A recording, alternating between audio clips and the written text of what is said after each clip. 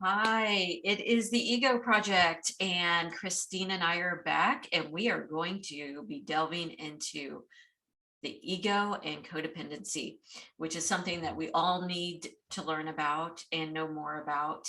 And I'm excited to hear, where Christine takes us on this journey and share a little bit about my codependency experiences, Absolutely. because there are quite a few. Right. Yeah.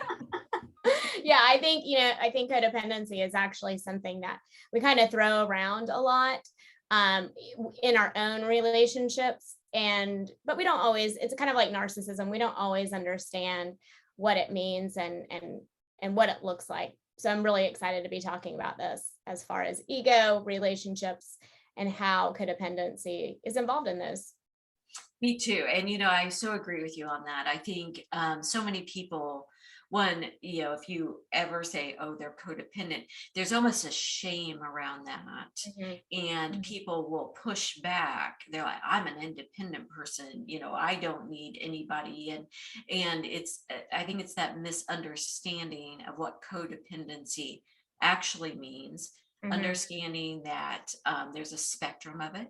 It Right. can, be from, codependent, a little bit in certain aspects, all the way Mhm. through, abusive relationships, something Right. that really derails your life. And also recognizing that it's not just a romantic. No, It's no, not it's just with not. our Yeah. romantic partners. It's not Mhm. with, our, married partners. It can be colleagues and bosses and friendships. And I mean, we can go on. Any type Yeah. of relationship can be codependent. Yeah. Yeah. So I think that's a great place for us to jump in and have you, Christine, tell us what codependency is.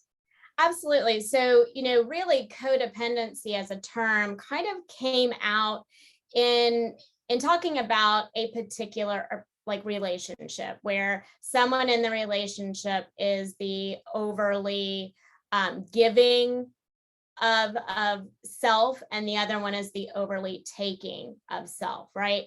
um, but in its existence, they're both trying to get their needs met. So one of the most, like typical codependent relationships we kind of think about is, somebody who is an addiction, and then somebody who is the enabler, right? So we have this person who is, has some form of addiction, and the other person is the enabler. So they change what they think, feel, and do in order to get the addict to kind of stop using or to mitigate the harm that can happen to the addict.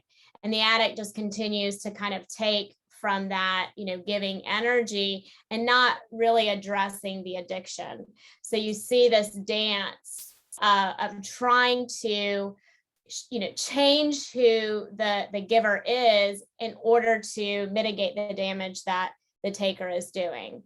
And so that's kind of like the relationship that we use as a framework for codependency.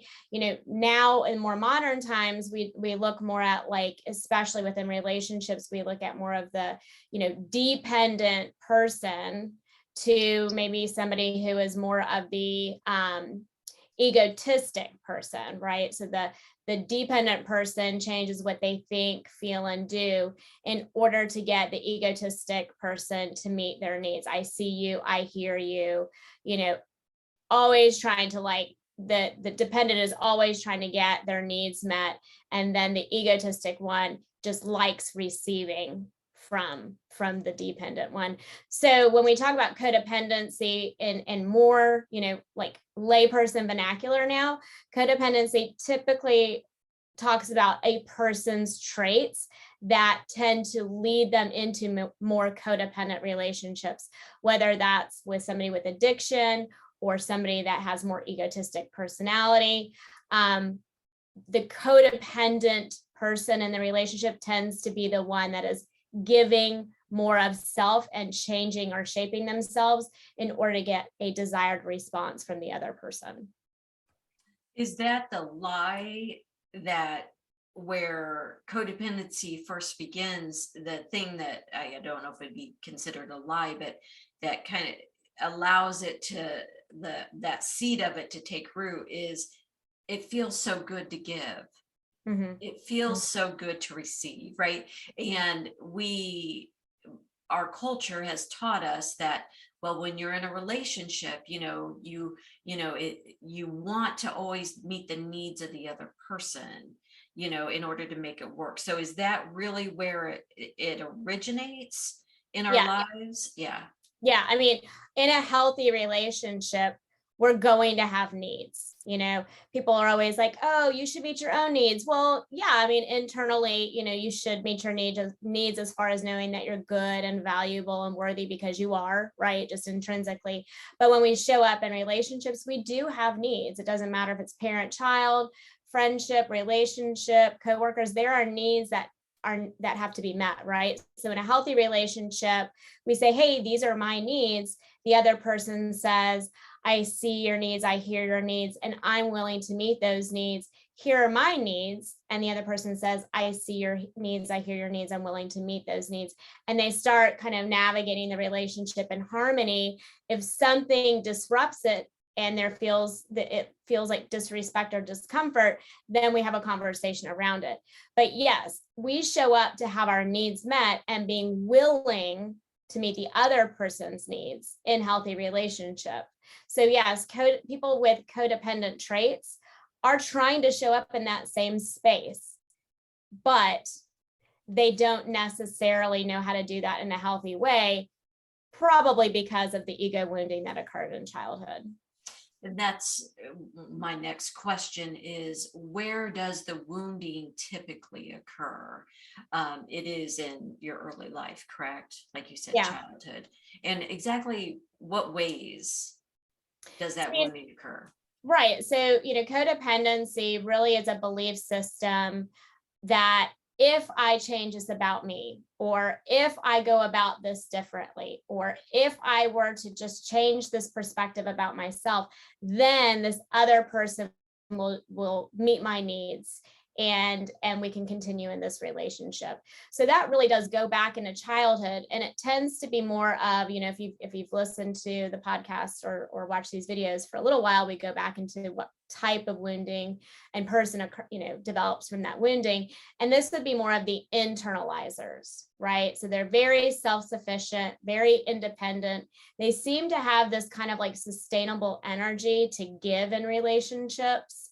And so in childhood, in some dynamic, the story of, well, if I were to be more like this, if I were to, show up in this way, if I were to achieve this, whatever that story is, in order to get my caretakers to meet my needs, that's the internalizer narrative that starts. And that tends to be the adults that show up in relationships, friendships, and continue to have that internalizing story. And they have that energy to continue to show up in that space that ends up being exceptionally frustrating for them. So it is that internalizing, and what you just described is what I call the hustle. Yes. Yeah, where you're hustling to get your needs met. You're trying to convince someone of your worth, and it seems the less they want to give, the more you hustle. The more you're going to give, the more you're going to try and convince them that, yes, you can give to me, I'm worthy, you're going to want to give to me, right? So it really is about shifting the focus from the other person onto yourself, correct? Correct. Yes. And what steps can you take to do that, to shift that focus? Well, and I think this is actually like a really, the signs of that codependent relationship, where you have the dependent and then you have the egotistic or the taker in the relationship, is that you do see kind of those toxic traits where the dependent one is like pursuing and trying to be, trying to be seen and heard, and the egotistic or unhealthy in a different way, person will take and take and take, and then starve kind of the dependent person. If they start pulling back and try to have boundaries, they'll try to starve that and be like, well, I'm going to punish you by not giving you attention, or I'm going to punish you by going out drinking.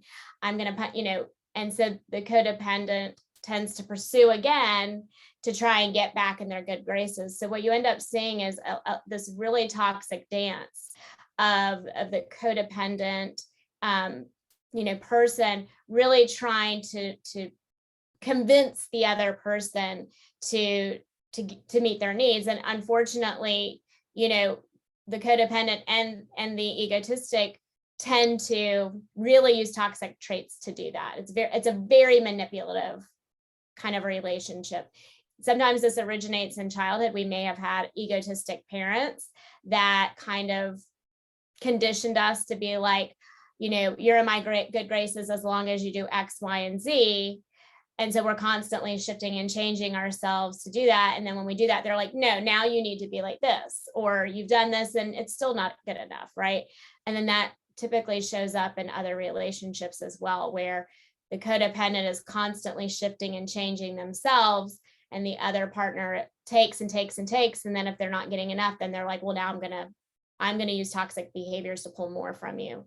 So it is this really kind of unhealthy dance where the more codependent partner is in this like giving, chasing.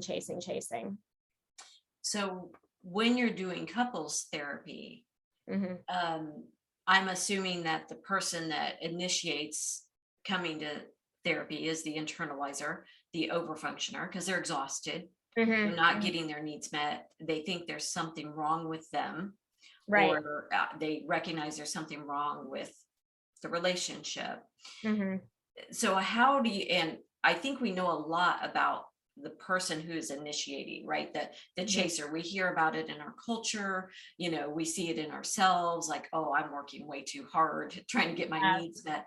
Can you give us some insight into that taker? That's the person I'm really curious about, because they deserve love too. They want love too. They're getting their needs met in some way, right? Can you give us kind of a profile or understanding or insight into that taker so that we can avoid them if we need to? Yeah, or right. work with them. So, kind of give us shine the spotlight on them. I'm curious about them. Yeah, and I think like we've kind of talked about in all of these, discussions, is that everything is kind of on a spectrum, so somebody that has more of those codependent traits can just have, like very minimal, and it may just come out when there's conflict, right? When, kind of their tolerance level is down and it's high conflict, and they're like, here come those codependent traits. And the same thing on that taker, egotistic, partner in the relationship, where, that may only come out when it feels like abandonment or anything like that is on the horizon. And so these really do, and you ask about couples therapy, these really do show up not only with their traits, but also their attachment styles. And I don't think we've gone in too much into attachment styles, which we can do in another discussion, but we're talking more about like that anxious and avoidant attachment. So for people who don't know what anxious avoidance attachments are, anxious attachment is where they're trying to pursue and chase and convince the other partner that this is a good relationship, that they're worthy, that the other partner should be with them. And avoidant attachment is more along the lines of afraid of abandonment.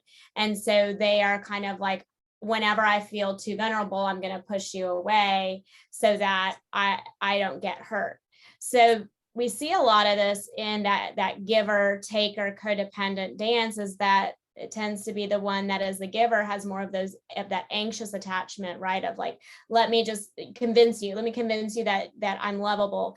And then the taker is like, well, as long as we're focused on me and I feel good, I'm going to continue to take. But the moment that you stop, I'm going to kind of put my wall up and say, no, I've got to push you away because this feels like abandonment. I'm used to getting from you.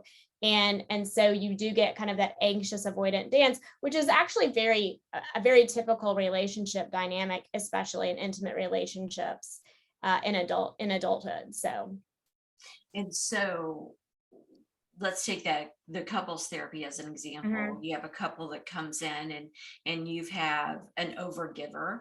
And I want to make sure to clarify that it's not always a female, right? Or identified at birth female Right. as an overgiver, right? Correct. And, Mhm. sometimes, the male will take on the role of the household.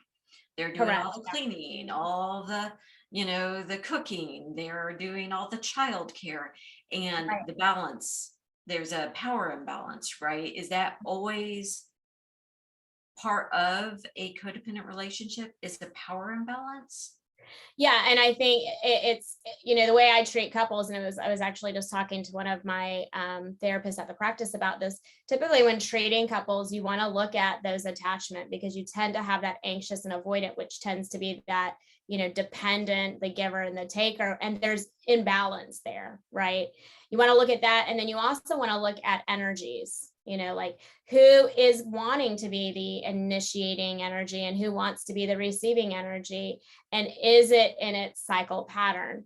So typically when couples show up, we have more of the dependent and the taking, and what it feels like is the one that exhibits more of the codependent tendencies is seeking therapy. Like, if I schedule therapy, then my partner will come and this will fix everything, right? So it's, again, if I do something, I can change them. And that's the narrative. If I think something different, if I feel something different, if I do something different, then I can get them to meet my needs. So it's really about trying to change somebody else. And so that tends to be the one that is calling and scheduling the appointment. Not always. Sometimes it's mutually like, hey, yes, like, let's definitely do couples therapy. But it tends to be the one that's like ready for change and ready to change the other person, really, is the one that's calling and making it. And then when you're in the therapeutic room, you can see that one tends to have more of the, like, I'm ready to make this change, like, let's get this going. And the other tends to be a little bit more, reserved and not willing to put as much sustainable energy into the change. And that's within a romantic relationship, right? Mhm. A partnered Mhm. relationship. But as we discussed earlier, you can have codependency in anything. Do you find that someone who is codependent in a romantic relationship tends to have the same traits through most of their life? Other Absolutely. vessels. Yeah. So, those codependent traits really are part of how these people have had their ego wounding, and they're showing up in any relationships, right? So what you may hear from somebody who has codependency traits would be like, even in friendships, right? So kind of having dialogue via text, and you're talking about something difficult, and the other person's like, hey, are you mad at me? Did I say something wrong? It's okay. We don't have to talk about this anymore. If you want to do the X, Y, and Z, that's fine. Right. So they're going to be the ones that are kind of like negating what they are really trying to move forward with, because they're afraid that they've offended you, or you're going to think differently about them. And in the workplace, it could be somebody who's like, no worries, I'll take it on. That's fine. I can handle it, and somebody be like, no, it's okay. Really, like, you've got your plate full. No, no, no, no, it's fine. I don't want anybody else to have to deal with it. I'll just take it. Right. And so they're more likely to kind of show up in those spaces and negate what they actually really need in order to keep other people um okay or happy with them, so to speak. Yeah. I'm very curious. If you are, looking at yourself and ready to make some changes in your life, and you recognize that you have trouble with, boundary setting, you have trouble communicating your needs, you have trouble getting your needs met, um, and you're like, oh, I think I have codependent traits, right?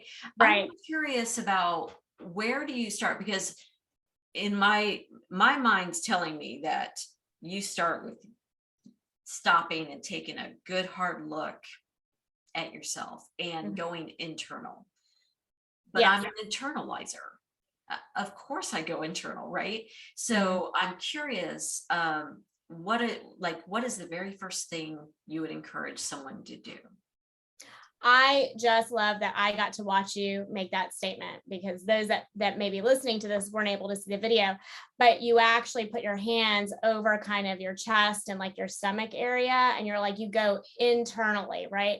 That is the first step to recognizing I need to make change. And for people who have the codependent traits, and that's kind of like their automatic response to relationships, and especially discomfort in relationships, is if you check in with your body at that exact moment that something has occurred and it does not feel good, that is your very first indicator, is your initial like, oh, and you feel it right here in your body, whether it felt like disrespect, or it felt like something that was really uncomfortable for you, right? We see this oftentimes in friendships and in intimate relationships, like denying what you're comfortable with because you don't want the other partner to be like, oh, well, you're such a prude, or like, my last girlfriend did that, I don't know what the big deal is, right? Or you did it before. Or you've done it before, I'm sure you've done that, right?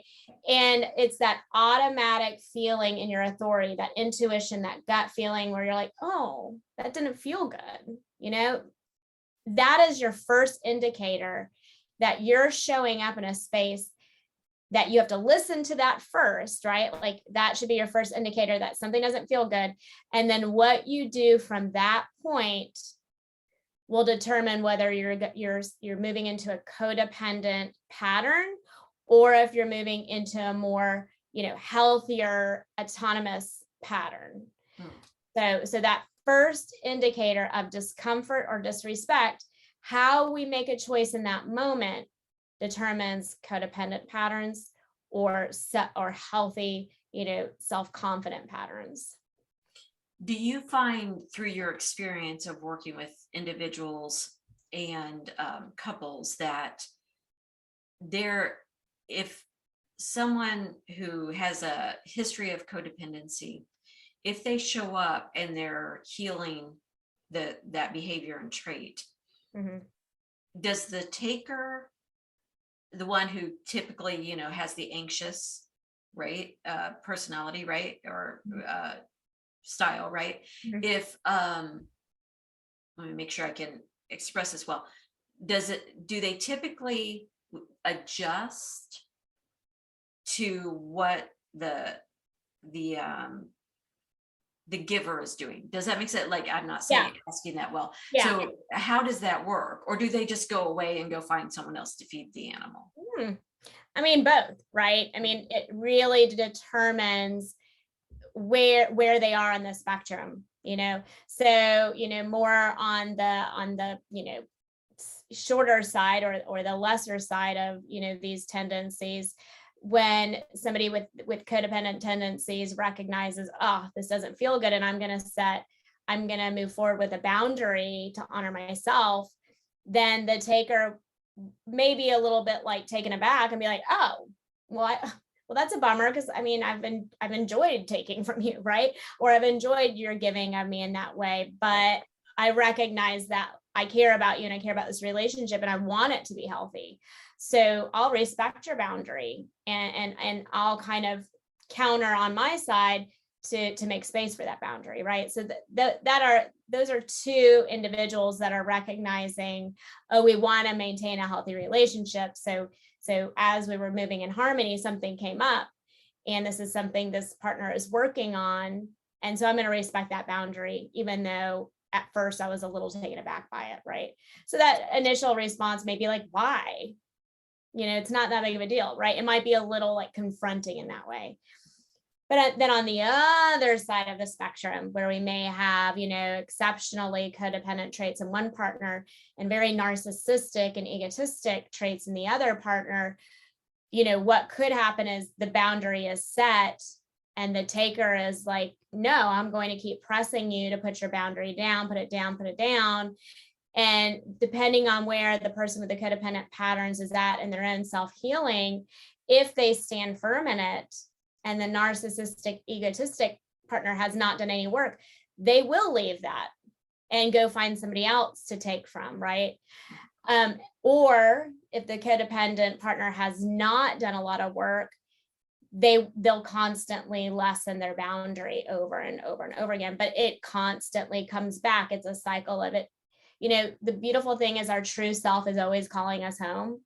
And so regardless of how many times we say, okay, that's fine, I'll let my boundary go, it comes back up. It's not, the true self is never allowing us to get away. It will always call us home. So yeah, I mean, you can have a spectrum of navigating these patterns and still maintaining a healthy relationship, or you can have it all the way on the other side of the spectrum where toxic patterns become so so solidified that real harm occurs in the relationship. And unfortunately, the person with codependent patterns tends to be the one that is left and kind of discarded on that really far end of the spectrum.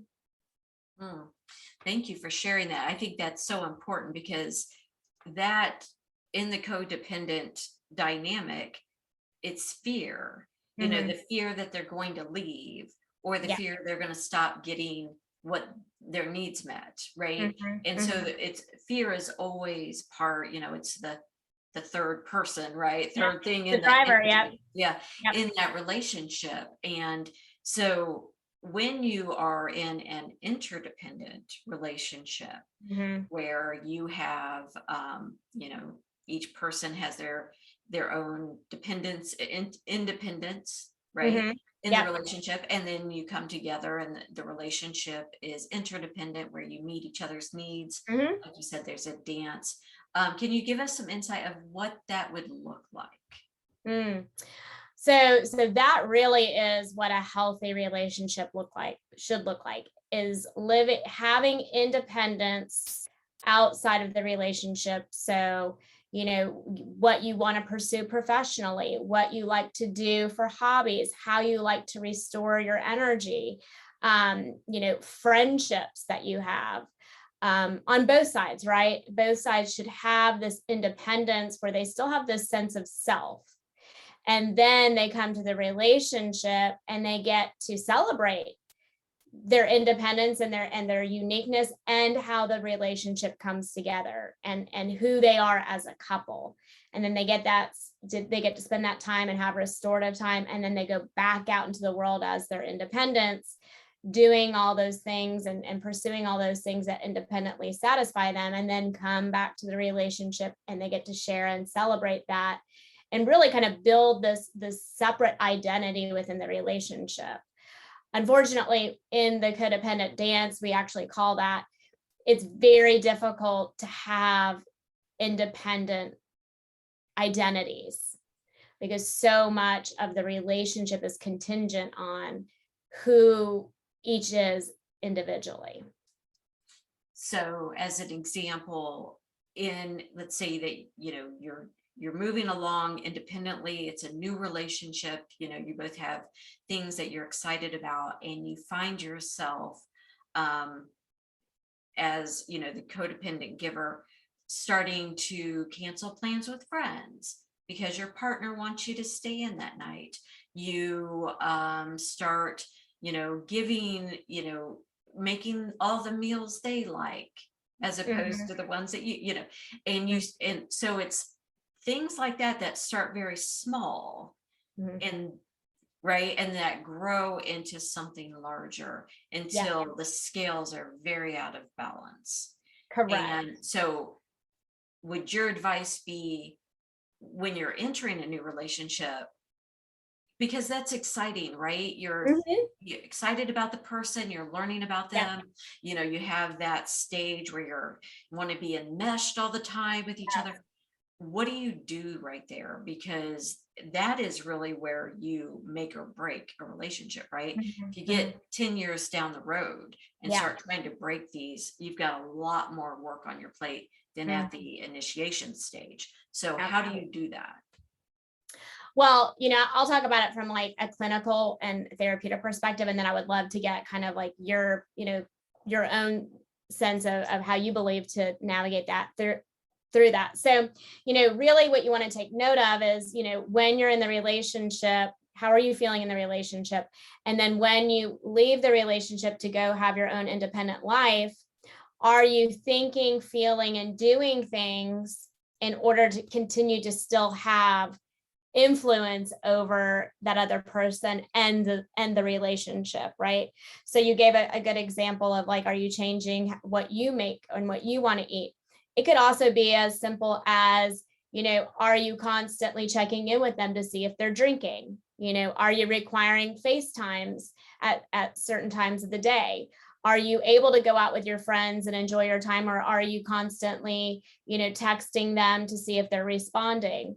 A work relationship might be like, can you leave the office and not constantly be checking your email to see if your coworker is sending anything to you? So are you able to leave the relationship and have your own experiences, your own thoughts, and your own feelings separate from the relationship? And so that's kind of like your first marker, is how are you recognizing yourself when you leave the relationship? And if you have codependent tendencies and you're in the healing process, those do tend to come up at the very beginning of a relationship, because you do have that little bit of adrenaline rush, but also like the unknown, like, where is this going to go? So that's what it looks like. What it looks like to start identifying those codependent tendencies is how you are when you leave the relationship. I think that's so good, because that's really, of course, if you're, in a relationship that you've been in for quite some time, this work still can be done. But if you can start off in a relationship with that interdependence as the focus, Yes. and the norm. Absolutely. Yeah. I mean, I've witnessed people who have to, be on a phone call at a certain time, no matter where they're at, no matter what they're doing. And if they miss it or choose not to do it, oh, there's hell to play. Oh, right. it's, Yep. they know that it's going to be, serious fallout. Yeah, there's going to be a consequence for it, basically. Exactly. And that's no way to live, I mean, who wants to live that way? So, yeah, but I think that's so important to talk about, when you start out, what the expectations are. And, I've shifted between codependency, interdependence in my life. So there's no judgment there. Yeah, absolutely. Absolutely. Yeah. You learn as you go, and you try to get better, and you try to do better. Yeah. So what do you think has been helpful in your own kind of recognizing that you've been on that spectrum of codependency, which I have as well, right?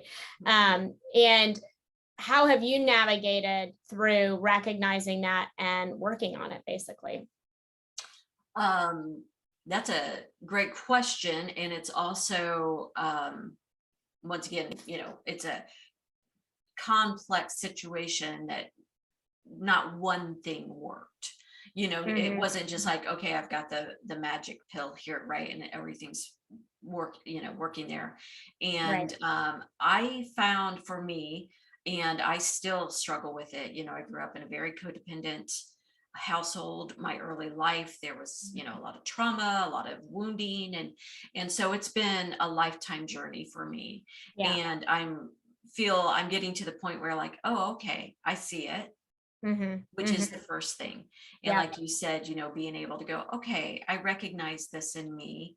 I recognize this is a struggle area for me, and I am going to do what I can do to learn how to navigate it, and also learn how to heal it.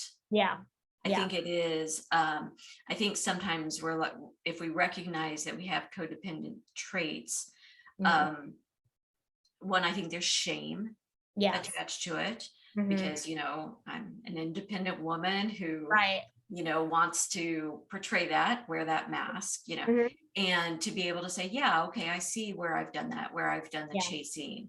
I've tried to convince someone of my worth, tried to convince them to invest in me. And there's a little bit of embarrassment about that. Yeah. But in the moment, I didn't do it intentionally, Mm-hmm. right? But I did take a step back from it. Yeah. Yeah.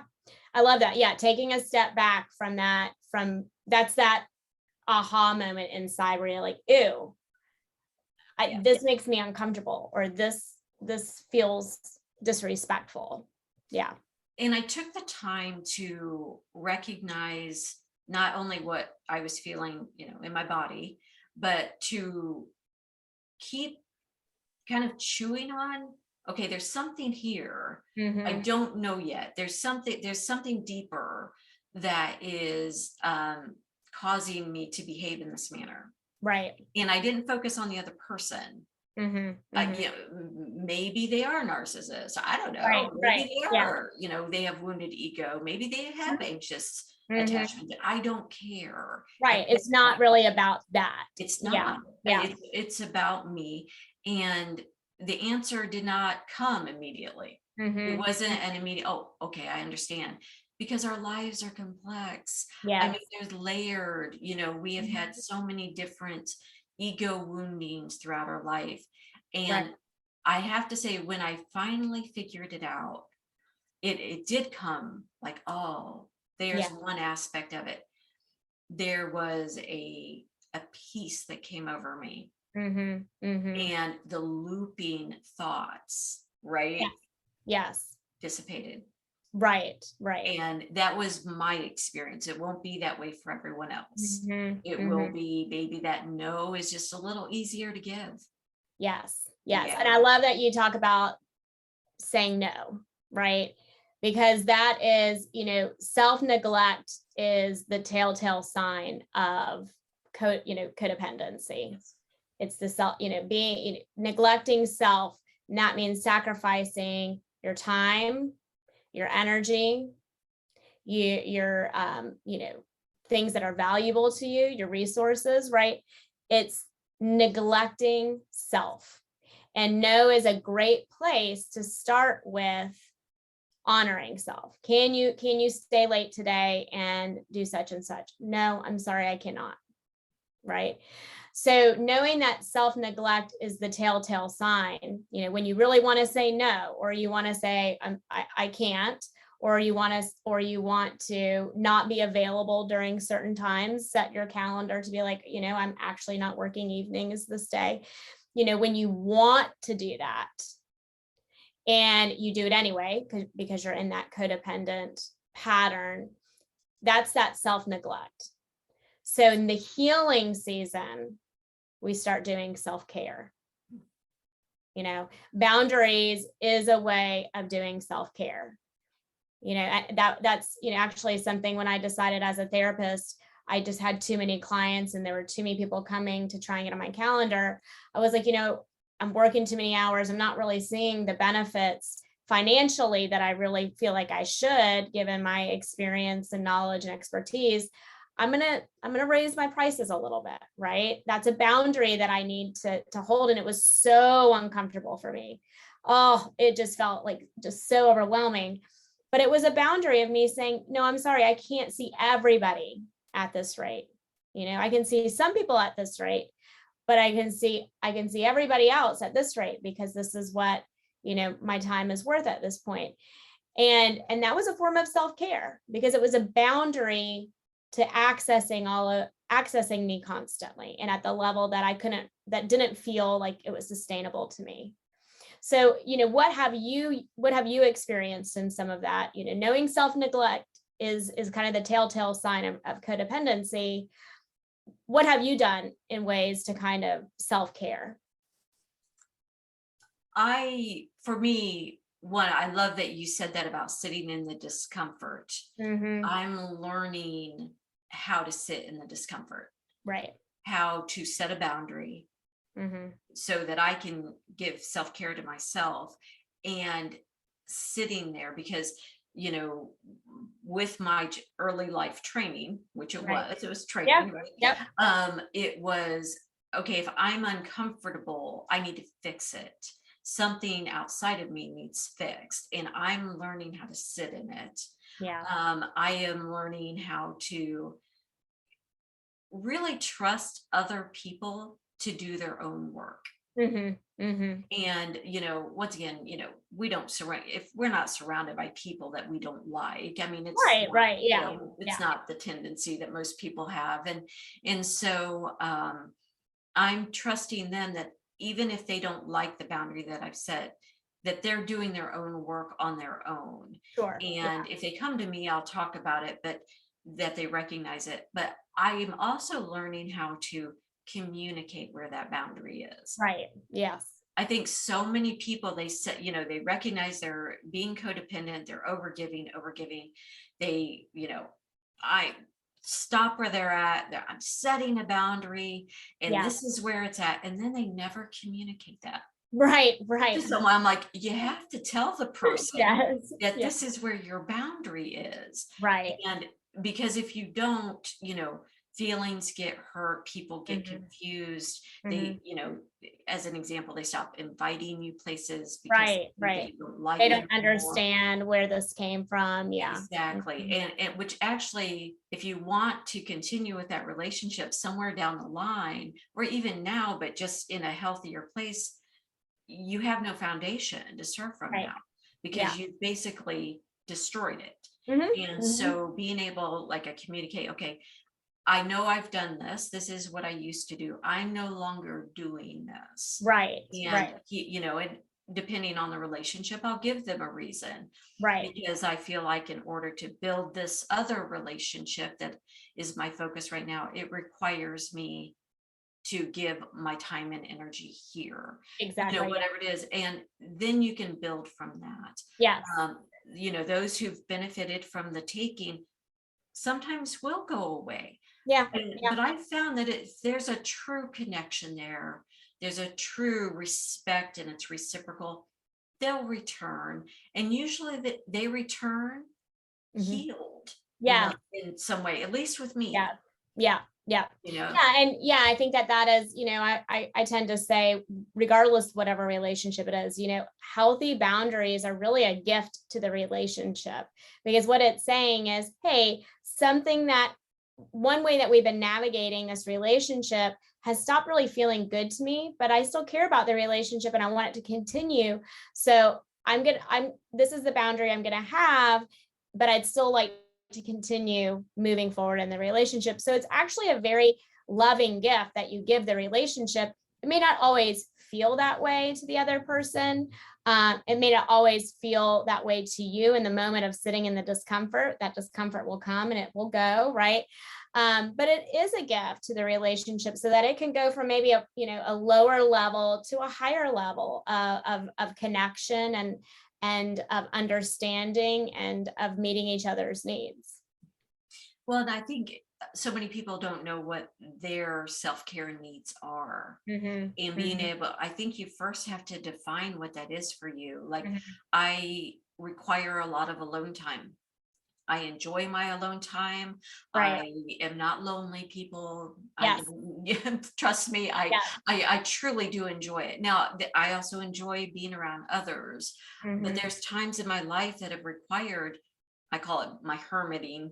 It mhm, requires mhm. that. And because I'm doing personal work, or my focus is on my writing, or it's on Yes. other creative endeavors. And solitude is part of that. I've had people who do not like me needing that much alone time. They Mhm, really mhm, push back on it. mhm. They criticize it. They make fun of it, and it used to really bother me. It did. Right, I thought right. there was something wrong. Mhm. And when I finally recognized that that's a need that I have, it's not Yes. just a want, it's a need. Mhm. It's how I recharge. I'm a better Lisa because Yes. I do it. Mhm. I don't care Yeah. what I Well, mean, yeah. what And other I people think think. Yeah. Yeah, and I think that actually is probably the number one thing I would suggest to people they're like, "Hey, I'm listening to this, I'm raising my hand. I'm recognizing I have these codependent tendencies, or I find myself in codependent relationships over and over and over again, regardless of whether it's intimate friendships, work relationships, whatever.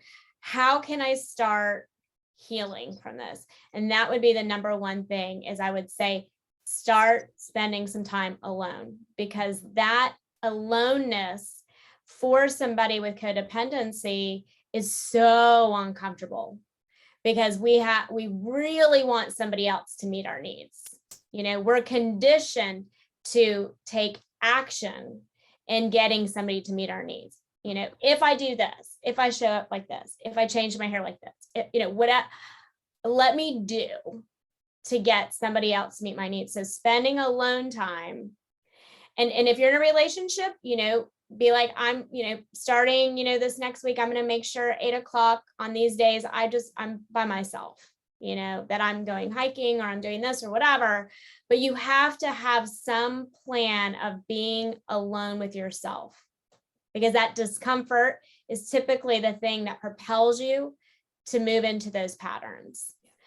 So that would be the first step I would tell somebody. If you're recognizing that you have these codependent tendencies, start finding time to be with yourself.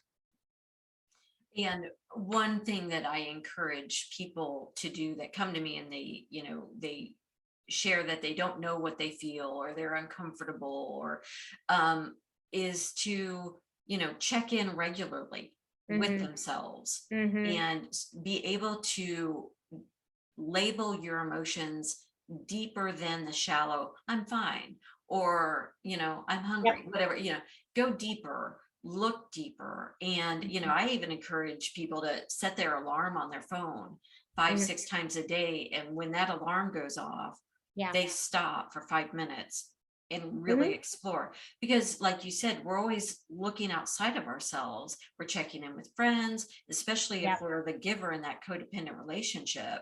And we're always checking in on others, yet we don't check in on ourselves. Yes. And so I do encourage that as well. Do you? Yeah. And I think that is actually something you can do, especially in that aloneness, is, how am I feeling? I'm feeling really lonely right now, and then ask yourself, well, what can I do for myself right now? What should I do for somebody else? What should I do for other people to love me? What can I do for myself right now? Well, I can make myself a nice dinner. It would feel good to have this or that. I love making that. I can do that for myself. Or I can, go take a run. I love running.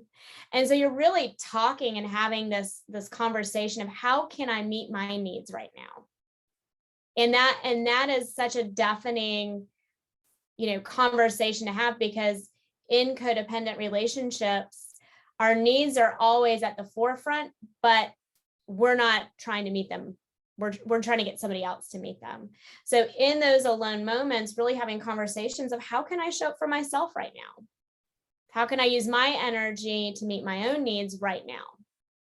So when you get a couple that comes in, and let's say that they're, years down the road, and, codependency is, definitely, the zipper of that relationship, right? Yeah. It's what's holding it together is the codependency.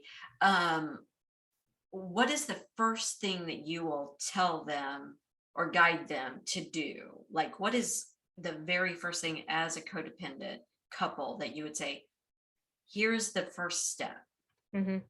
Actually, that's the very first thing, is in the relation, have defined alone time, separate from being in this relationship and having all of the conversations here about the issues.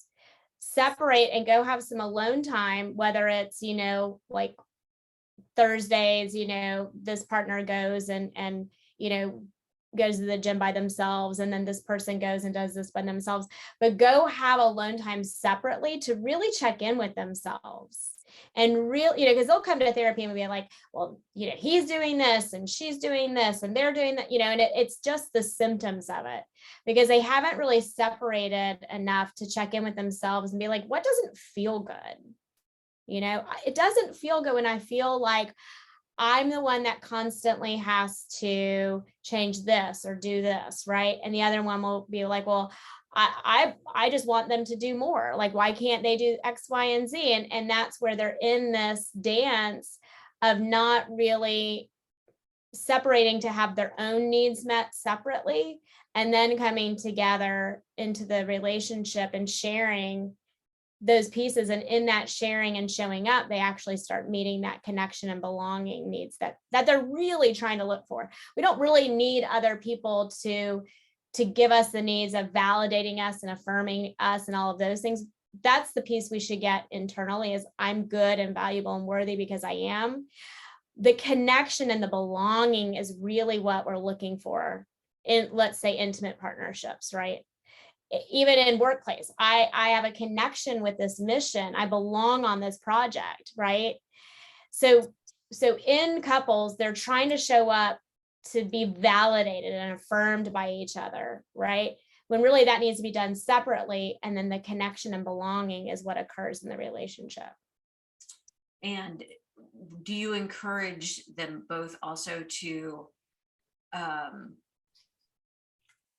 be able to really have a sense of self, a sense of identity? I see couples who they start changing everything about themselves to fit, to belong. And so is that also, checking in with yourself, but also really get clear about who you are and what you value, and then start moving forward that way? Yeah. Is that where it starts to break down? Yes, because Relationship?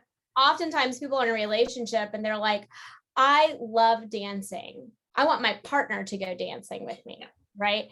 And it's like, well, your partner may only be going dancing because they want you to be to be happy with them.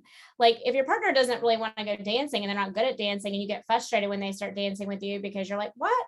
You're not making me feel like the star or whatever. Like, go dance with your own people, right? Like if dancing is something that fills you up and lights you up, let it be your thing as an individual. Let your partner come watch you, and your partner can be like, oh, I love seeing you like doing your thing. Or let your partner come back to the relationship after dancing, be lit up and want to share it with you, because in that energy, they want to connect.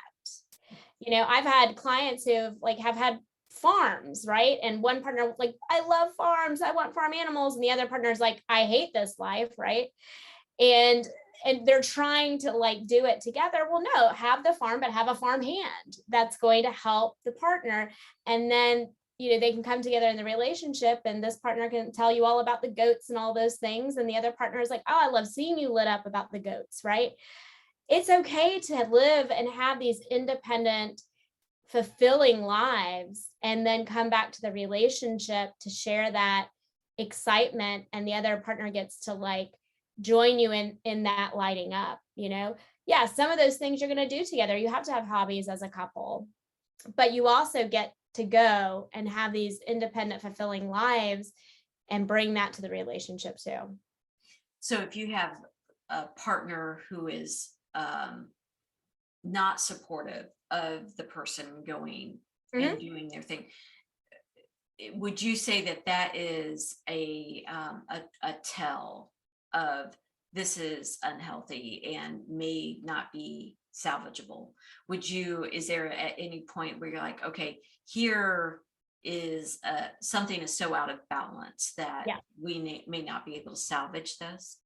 Yeah, I mean, if you as a partner know that your partner loves dancing, but you're like, I don't want you going dancing because I think that's inappropriate for you to dance with other partners, and kind of puts this shame and stuff around it, then yes, that's a telltale sign that partner is not letting you have an independent, fulfilling life. Now, this has to be appropriate for a relationship, right? Like you can't be like, listen, I am my best self when I club every single weekend and you stay home with the kids, right? Like I'm my best self there, right? No, because that can be really damaging to the relationship. And that can actually move into this codependent, anxious, avoidant attachment, right?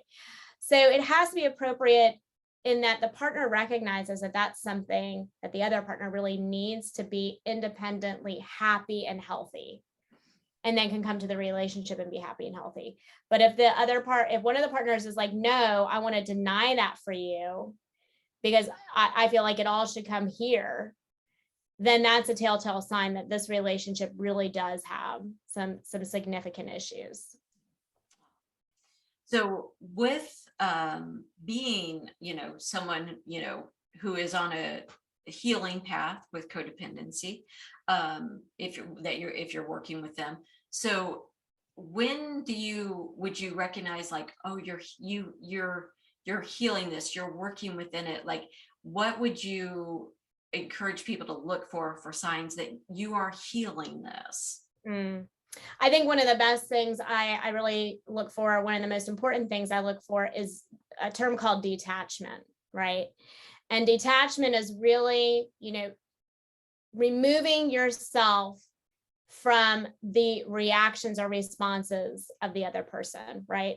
So what that means is that I can say what I think, feel, or what I need to do, and I can detach from how that other person reacts or responds, right?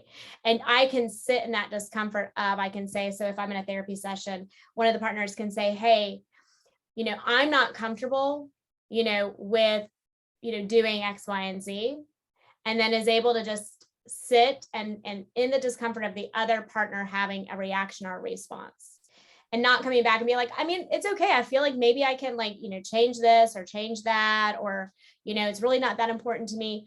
Or also not coming back and being like, that's ridiculous. Why are you always saying that? I should be able to do whatever. Because even an aggressive response is trying to get them to change, So I look for detachment in that, hey, I understand you might be frustrated with that. I understand that this is something new, but it is still something that I feel like I need to do in honor for myself. Oh, that's so good. Yeah. Yeah. Yeah. Yeah. I think detachment for me has been probably one of the most healing behaviors that I've implemented. And one of the ways that I've been able to detach is through a spiritual lens, where the recognition that we are all on our own individual journeys. Right. And if I am trying to convince someone that the choice that they have made is the wrong choice, well, that's not detachment. Like you No. said, there's manipulation in there, trying to get my needs met, Mhm. even my ego needs, my wounded ego needs. Yep. That's really, that's where it comes down, right? I'm right. That it's Mhm. an ego base. And so when I recognize that, they're going to have lessons that they need to have, good and bad, that are Correct. going Yeah. to help form them. You recognize you can detach from anything. You can. Yep. You don't have to be attached to any outcomes, because you are not in control of those things. Right. And Yeah. you shouldn't be, because they are on their own journeys. Yeah. Yeah. And So fundamentally, that's what a codependent partner is really trying to do, is trying to control the other person, to do what they want them to do. And detachment is really a beautiful place to be, especially, on your own journey, because again, if we don't keep up our self-care, if we don't keep our perspective taking, we do tend to slip and ebb and flow on it. But the more we can detach from needing to control other people, especially with what we think, feel, and do, the healthier we are showing up in that relationship or in any other future relationships that we may have. I so love this conversation, Christine, and I look forward to even delving into it deeper with you. We've touched upon a lot of different aspects of it, but there's so much more. So much. Yeah, because you can even break down codependency and the relationship patterns that they tend to have with the other personality type, right? And that is something I think people are very hungry for, is, remember we talked about the ego doesn't necessarily know what's good or bad, it knows what's familiar. And so if we don't heal our codependency, we tend to attract the same familiar partners, workplaces, friendships. And so, we could even delve even deeper into some of those very specific patterns. And I know people are hungry. People are hungry to heal for themselves. Oh, yeah. I mean, it just opens up your life. Mhm. And, even though at first there's so much discomfort, and sometimes the discomfort ebbs and flows, Right. and, but it just means you're going deeper. It does. Yeah. Yeah. Yeah. Yeah. All right. Is there anything else you want to add? No, I think I think this is a great conversation. I feel like what we just kind of reiterated is there's so much more we could talk about. I'd love to hear from listeners as to how they've recognized codependency in their own lives. Maybe they don't specifically, have those tendencies, but maybe they've seen loved ones or friends or whatever. And so I would love to hear, kind of their experiences or what other questions they may have about codependency. Oh, I would too. And, I mean, once again, I don't know anyone that hasn't experienced codependency Exactly. or working through codependency. I mean, it truly, I really wish we could get the shame removed from Right. it, because it really is. I mean, it's part of the journey of life, and It is. we Yeah. learn, and, we do better. That's really, Absolutely. We yeah. really do. Yeah. Mhm. So good. Now, once again, if you'd like the video and it resonated, go ahead and please subscribe and like it. And also go ahead, let us know your journey with codependency. And we are going to be having guests coming up in August, which we're very excited about. Very We'll be excited. Yeah. sharing more about that as it gets closer.